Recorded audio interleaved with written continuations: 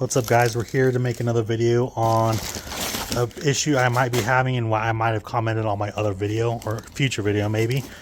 But we got an actual, let's see, an alternator, the high output one. So this is the XD224. It's just as much as an O'Reilly's like alternator is, like a pretty decent one.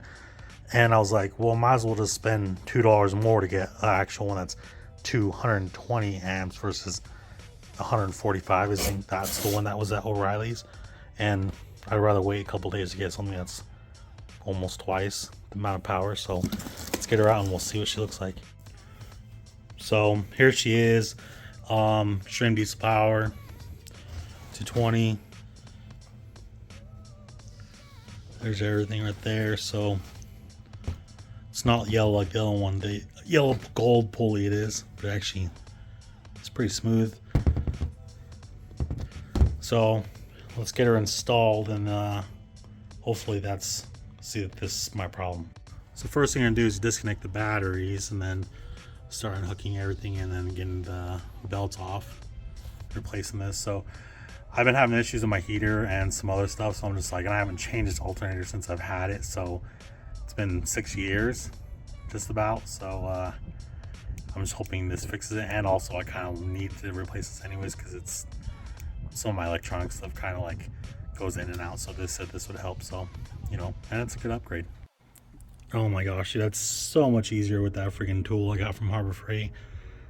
Oh, so much easier to get that up, because I remember the past video was like literally was having such a hard time. And a little bit of a grinding kind of ish noise, not too bad. I don't know, I guess we'll have to test that later and see if it was actually bad or not, but we'll see. So now I just got to disconnect or get the 250. Oh my gosh, two 15mm bolts. There's one right here and there's one right there, or you can't see it, but it's down there. And then that will actually, that's all it holds it, and then you got to disconnect it. So there's a connection right there and right there. So it can never be easy, right? So this thing got stuck and it was like hitting everything. Every video I've ever seen, it's in like tons of room. But also, they also kind of, I don't know, they have stock stuff and whatever, but I'm like, mine should be easy because I have aftermarket stuff. I have things out of here that should make it a little easier. No, of course it has to be super hard. So I literally had to get a hammer, the hammer end, and go like this. And I was like, oh crap, I'm getting scratched at. So literally I did that, and I had to get a screwdriver and get underneath there, and it wouldn't come out. And finally I got a pry bar, and I went underneath it and just kept kind of like this, and it finally popped out. Just like, jeebus crisp, dude. That was a freaking pain. All right, you guys, so I'm back, and the next day drove it. Everything's fine, everything works. Hardest part is literally getting these bolts out and then just kind of getting the old one out, and then also getting it lined up with the bolts. That was the hardest part of the whole thing. But as I can say, I literally, if you had done the Merchant Automotive trick with the bolts and the nut, the bolt and the nut and the washers and a socket, I didn't have one, so I just did a little caveman thing.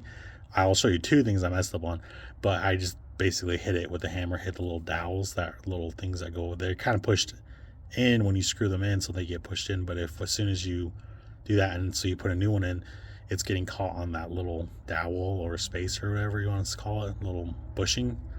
So you can hit them in. I just hit them in with a hammer, and this slid in pretty good. That one did not, and I could not get a line up for the life of me. Literally took me forever. But once I did that, I got down. It was all right, but yeah, I was dummy, and I couldn't. First time I did it, I took it out twice because I was like couldn't get it out, and finally just hit it with the hammer, those little things. First time I was just pounding it with the mallet, and it was barely even moving. I'm like, oh, dude. So I was like, okay, I'll get my metal hammer. I'm a dummy. I know. You're probably gonna say in the comments, but literally, I was like, oh, I'm gonna get a towel or a thick rag or something like that. So I kind of tapped it and tapping in stuff. I was like, oh, it's going in. And I wasn't like full on blown like hitting it because obviously I didn't want to break anything. But I literally was like, okay, so it's going in. So I literally hit it, get that one in, and I'm like, okay, cool. So I took out the little rag. Yeah, and I broke it. And I was like, oh God. So I had to take it out. I took it out the second time and I cleaned it out, made sure nothing, no metal debris or whatever this is, aluminum, was in there. And like, yeah. So don't do what I did. Use a rubber mallet. That's just from all the metal hammer did. I'm dummy. But it works. Nothing happened to it. It's working just awesome. Great. So, but yeah, definitely get you some. If I had to do it again, do a little, get a pry bar, a little like an L-shaped pry bar, so you can get right exactly how my hand is. Get it underneath it and pull it out, or just remove this, which I did not want to move this because I had such a freaking pain for that thing.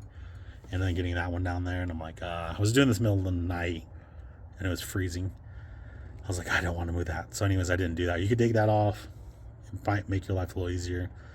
And then get a little pry bar, a little L-shaped one, and then also like a little pick or something, a pretty thick one, so you can get it like lined up, would help a ton. So I definitely recommend that. But it's not like those freaking videos where they're just like, oh yeah, just take it out, put the other one in, you're done. No, it wasn't like that for me. But hopefully that can help you out.